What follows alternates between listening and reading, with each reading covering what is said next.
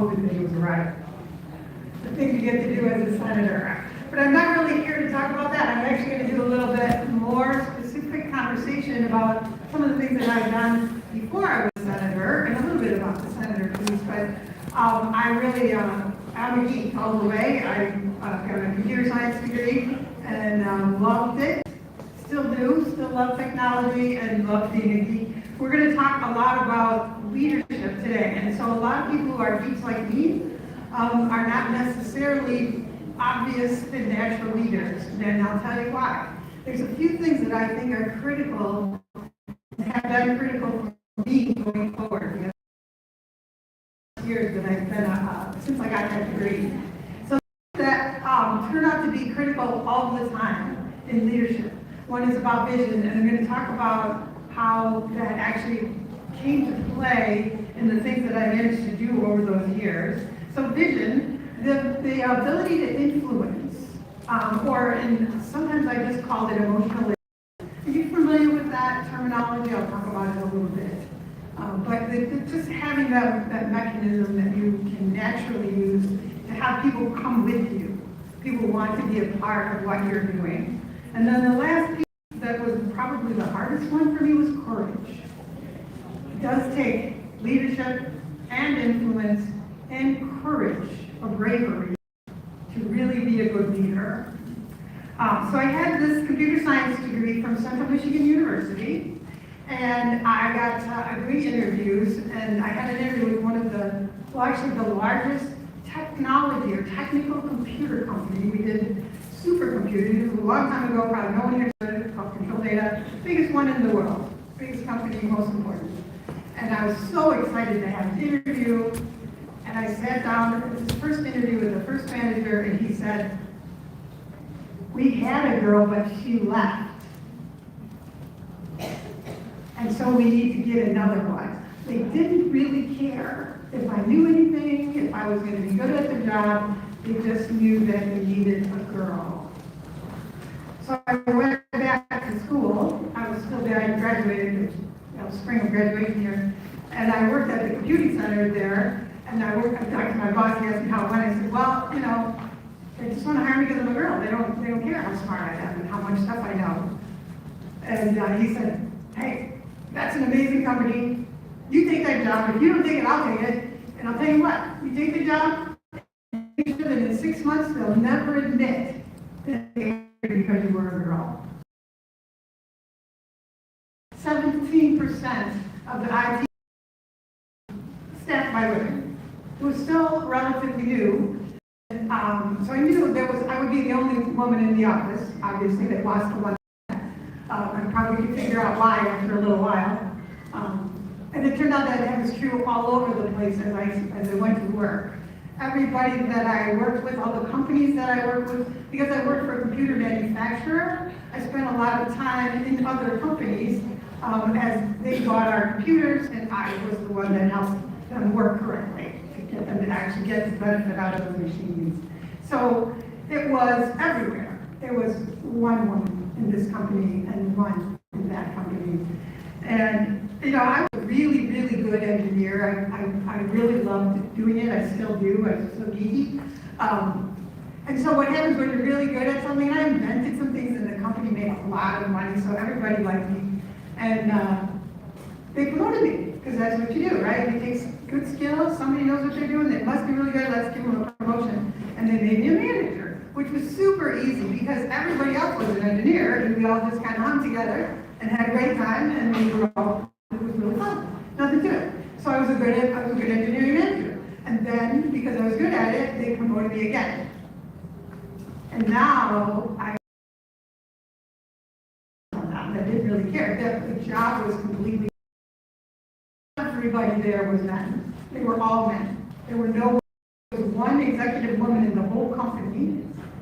And I did get to meet her once, finally. And because what happened was, I wasn't very good at that job. I didn't know that I wasn't very good at it, and my boss said to me one day, "We're going to fire you if you don't fix this." And I looked at him, it was a shock. "What do you mean? What am I doing wrong?" He said, "I don't know what you're doing wrong, but you're not doing it right." And literally had no advice. couldn't actually tell me what it was that I didn't know how to do. Didn't really have, he was an engineer also, by the way. He didn't know how to do it either, but he knew that it wasn't really working well. And I finally recognized that it wasn't working well either, and I had to figure something out. So I got this meeting with the one woman executive we had in the company. The company was in Minnesota. She was visiting. And so she said, oh, I really feel sorry for you. You don't have a single role model. And I was like, oh, that sounds good. I don't know what that means, but I'm gonna go get me one of those. And try to figure out a way to do that. To find women in leadership in IT was really tough in those days. But there was this new company that came into town, and they were doing a program, and it cost $3,000. So this was, 40 years ago, so $3,000, and it was a 9-month program, and they were matching women managers that were looking to move forward into executive positions. They were matching with role models and mentors from other companies where there were women executives. And this is hard in Michigan because there weren't very many. We are all automotive around here, and automotive was all male. It was very difficult. But I got myself a vice president who worked at Lear, which was great. She was not in IT, but she was pretty technical. She was an engineer in her earlier days, and it was amazing. It was just an eye-opening experience just to even hear about her day, to hear about what it means to actually be in a meeting. One of the things that I didn't realize was that I was afraid all the time in my job. One of the parts of it was because of where I was positioned, we had a lot of customers. It was mostly automotive. So our main customers at the executive level I was at, my main customers were the chief information officers. Those are top level executives at General Motors, at Ford, at Chrysler, at all the big companies. And those were my customers, and I was terrified of them.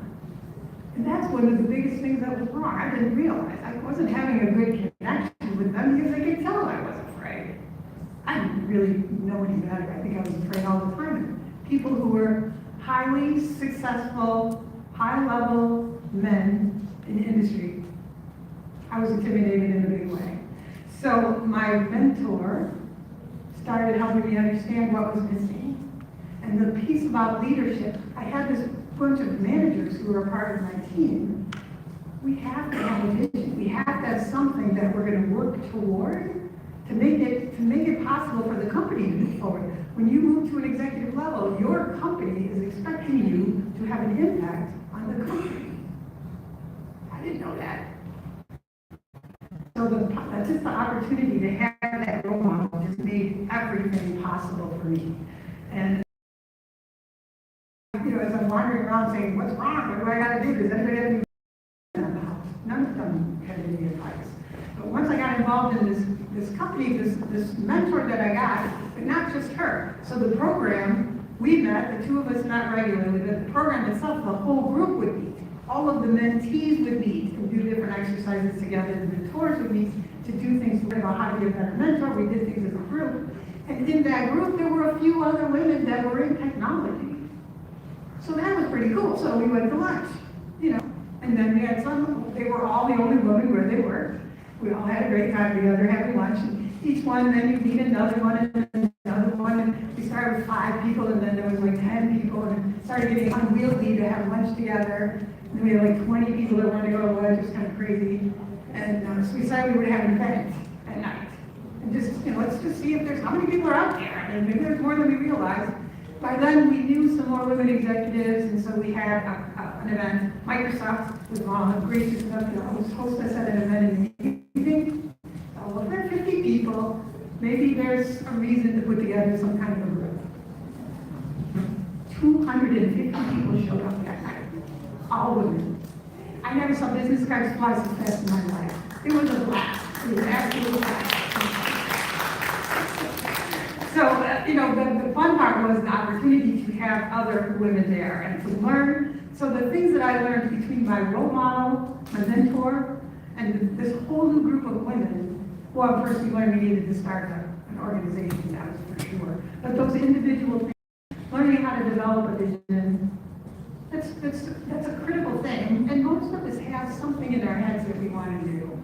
But when you're at work and you start to really think about what could go forward, I worked for a company at that time. and what matters to my company, and how can I do something that's going to have an impact. You have to do that. And then the second piece is learning how to have influence on the people around you, on the people that you work with. And that's the emotional intelligence piece, which is very difficult for people who are not natural at it. And I actually ended up writing my own workbook. Someday I'm going to publish it. It's going to be called Emotional Intelligence for Engineers. We don't get that stuff by nature. We have to learn how to do it. But it's a skill like any other skill. You can learn how to do this. So work at that. And how do we actually build those relationships and understand ourselves well enough to understand other people, and then have communication that actually works. So those exercises that we went through as part of being a mentee, looking at mentors, was really powerful. And then the last piece, really, when we work on courage. Well, I used to carry, at the time when I started working with Nero, who was my mentor's name, I kept this tiny little piece of paper in my wallet, and it had always 3 things on it that I was working on. And the first one was courage. Actually, it said fearlessness. Later I learned it was courage. So that I would remember all the time to be braver. But there's work that you can actually do to, and it has a lot to do with that emotional intelligence piece. The more you make better relationships, the braver you get, the stronger you get in building those relationships and having that kind of influence on people. To not be afraid to try things. And I had this little motto, I was, just get started. Just get started, whatever it is, just get started. It's going to be easier on the second and third step forward. So we had this group, and we called it the Michigan Council of Women in Technology. It took a year or so before we could kind of figure out what we wanted to do. And I was one of the chief, there were really 5 of us that started it, pulling this together, and the ability to exercise these new skills. So this is at the same time I'm working on my work improvements, exercising and learning, and doing the same thing and building my own nonprofit organization with 4 other people. And it was a phenomenal exercise. The visioning of this was so simple at the beginning. We simply wanted to be we really wanted to be a strong place to support women in technology, because we knew that most of the time they were alone somewhere. So how can we do that? How can we make Michigan and the area where we were working good for women, so more women would be in technology and stay here and be a part of our community, help us make it bigger. That was a huge piece of it. The influential part of this was fantastic for all of us. Learning to, by going out and finding more executives who are interested in this topic, just the effort of doing that and building that whole tier of support. One of my jobs was recruiting CEOs for the organization, recruiting new presidents. So our very first president, I really had to work to talk her into it. It was hard work. I got her to do it, I got her to love it. And she brought resources that I didn't have. So she was farther up, she owned her own company. She was already a CEO. She had resources that I didn't know anything about at that point in my life. I knew we needed somebody that was more senior than I was to run this thing that we were hoping was going to be big. So within a couple of years, we had hundreds of members. It was really strong and it was really fun. And what was happening, we started getting motivated to do more. And we had these great sponsors. So part of my job, my official job, was fundraising, which I didn't like at all. I volunteered for it, even though I didn't like it. And it was because I knew I was going to be meeting with chief information officers all over the place, asking them to become part of our group. And I knew that would be good for not only the group, but for my job. Working with CIOs, building up more courage, getting better and better at building those relationships, building that influence, and getting those leaders involved in our organization. And sure enough, like 2 years in, here comes Ford Motor Company who says, would you do a summer camp if we gave you $25,000? And we're all engineers, right, folks? None of us were teachers, we had no idea how to do it. Yes, we'll do that, we can do it. And sure, we did. We built this amazing camp. We had a huge help from Lawrence Tech, actually. They hosted our first camps for the free use. We're still doing them. There's about 20 different universities and colleges now that host them every summer. All girls, from 4th grade through 7th grade, doing all kinds of technology. We started, it was just basic, how to do basic web pages and email and really simple stuff. The older kids got to do robotics. Huge new stuff back then. Now they're building their own games and, you know, way beyond that. And it's in 3rd grade. And the program is huge. And then we built other kids' programs because AT&T showed up and they wanted something. We gave you $50,000. You know, we ended up with high school programs. They're going strong. We have programs now for the women in leadership. We just started a new program that actually the state is helping to sponsor to help women that, it turns out in Michigan, we had a lot of women who sat back during COVID and realized it was less expensive to stay home and take care of your kids than to pay for childcare and go to work. And so they didn't go back. And so we're finding that we're missing a lot of very skilled people that we lost for not the right reasons. So one, we've got to do more work, and actually I own the child care budget now for the state, by the way, we're working on this. But we also, kind of important, but with that, we have now the Michigan Council of Women in Technology now as a program called Reignite, and it helps women that have been out of technology for a few years to get up to date and get back into the system. And here, by the way, are all these chief executives that are part of this organization, and they always are looking for people so that they can really develop their companies. So it's just a win-win-win situation. So all of this came from the same things. That vision originally adapted and modified as we became now more than just an organization to support us, but it became an organization to change the nature of how women in computing mix and how do we build up the force, the workforce that we have been missing for such a long time. I mean, when we only have 15% of the workforce women, look at all the people we're missing. There's so many other people that could be in this great technology that's way, way overdue. So nowadays there are, whoops, I need to skip some stuff. There are over 2,000 members in the organization, and the programs are statewide. We spent 24 years, the 25th anniversary, and I'm not in charge. I mean, I was the president for a while. I was obviously one of the founders. I worked in the organization for a long time, but then I went and started my own company, a real company, a for-profit company, and I had to eventually back away just so that I had time to do that. And so even without me, it continues and it grows and it just keeps getting better and better. So, and it is all because the vision adjusted, right? We had to expand the vision. It became bigger. We have a bigger view. We have more people. And the idea of influence is so strong there. The networking events are, 2,000 people will show up. They have events on at the Huntington Cobo Hall, downtown Detroit. So when you can build something and establish those 3 tenets, the leadership tenets of vision and influence and courage, you can build anything. Even though you're afraid, even though you don't really have any resources, you're just an engineer, you can build anything. It starts with the vision, it really does. You have to have a place to go. And people that will follow you, that are interested in what you have to say, you can envision anything, but if nobody else is interested, you're going to be leading yourself, which might be enough. But if you want to do something bigger, you learn how to influence a bigger group and get more part of this. I've had a lot of times in the career steps where I've had managers working for me, or people that were not managers yet in an organization who thought they should be. They wanted to be a manager. And often it's just because they think they're going to get more money. And sadly, unfortunately, that's often true. I'm a true believer that the technology side is just as important as the management side of things. Some companies are smart enough to realize that. But what I ask them to do is look for something that they really love, that is not work, and go be a volunteer. And when you can become a volunteer and you like what you're doing, see if you can be put in charge of something.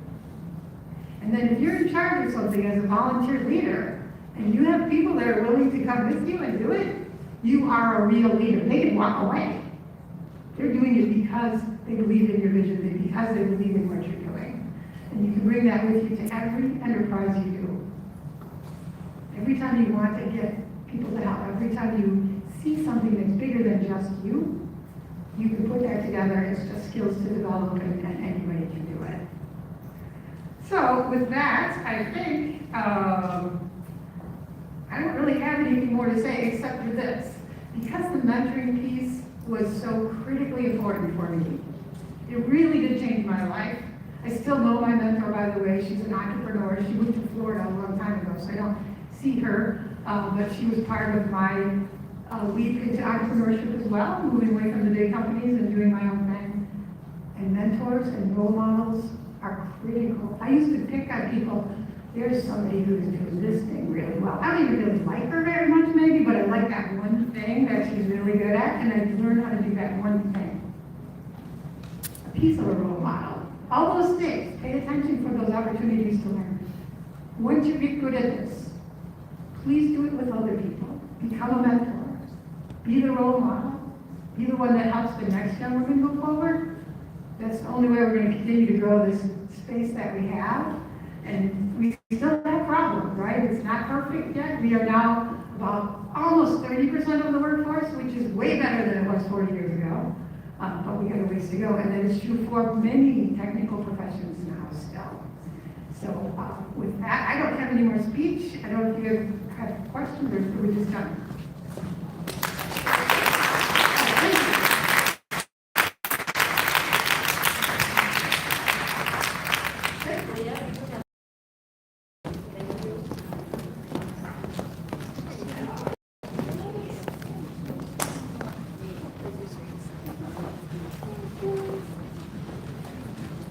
Thank you, everybody.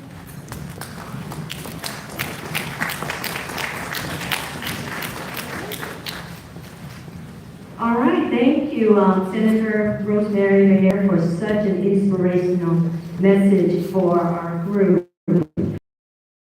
Leads into our last workshop, which fits into this beautifully.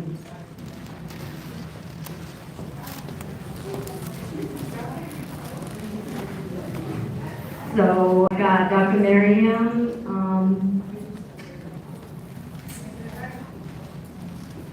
I guess photo out first.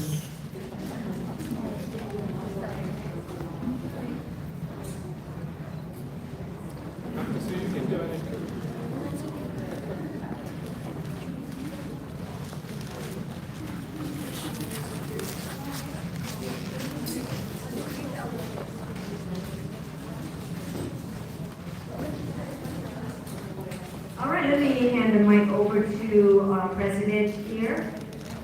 I just want to give an award to our community academic partners at the Leadership Summit. For Pilanco, Tita Arce, can you come over to accept this appreciation?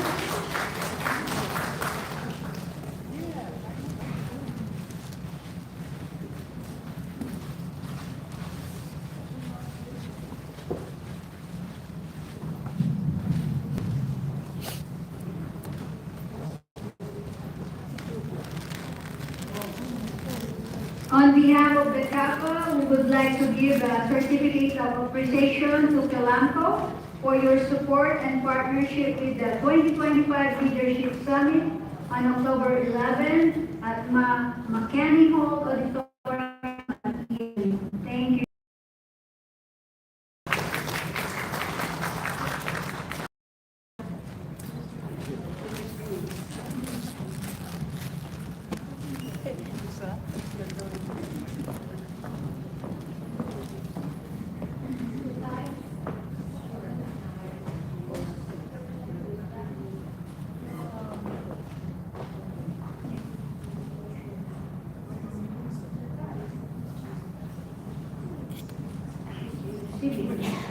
I'm calling the Thai American Association of Michigan for your support and partnership with the 2020 Leadership Summit, paving the way of next generation of women's leaders.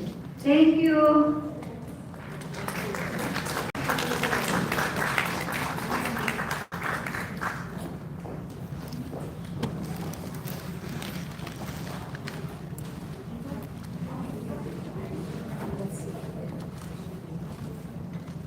How about Asian Indian Women's Association? Is anyone a representative of AWA? Indian? No? Okay. How about Am I India? Am I India?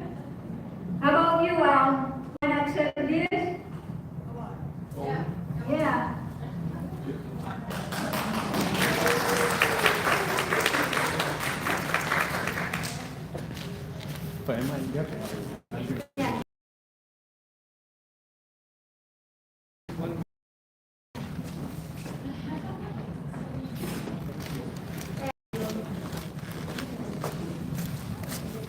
Yes, you do. Certification of appreciation to Julie Ryan Philippine Cuisine.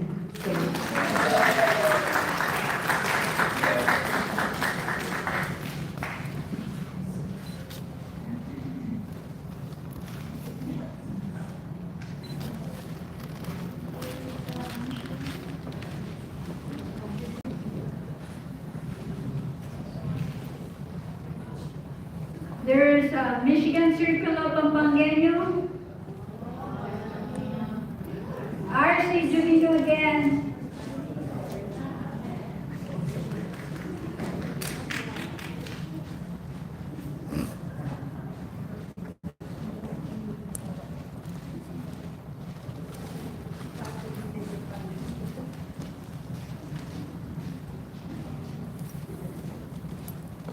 So Circle is also a sponsor? Yes. Surprise.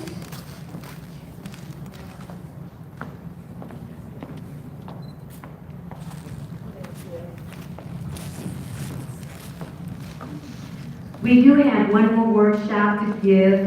We are waiting for our presenter. But we do have one more of recognition, certification. So Ms. Julie, would you like to give a little details of that? There's more certificate. Give a second. Okay. As you can see, we love to acknowledge and recognize our partners, our collaborators, and that's just what even our inspirational message from our senator and also from all of our panelists is that working together is what is important. And this is something, especially in this time, we need to pool our resources together, our strength together to make it better for our communities out there. So I truly appreciate President Julie Rosario for putting this together along with Dr. Miriam and Dr. Mayuri for what an amazing, amazing event today. So thank you. And of course, Dr. Connie, I walked in a little late and I missed your speech. You're going to have to give me a personal one later, okay? All right, Julie, anything else? Dr. Miriam? Just a reminder before you leave, if you have that parking ticket, just make sure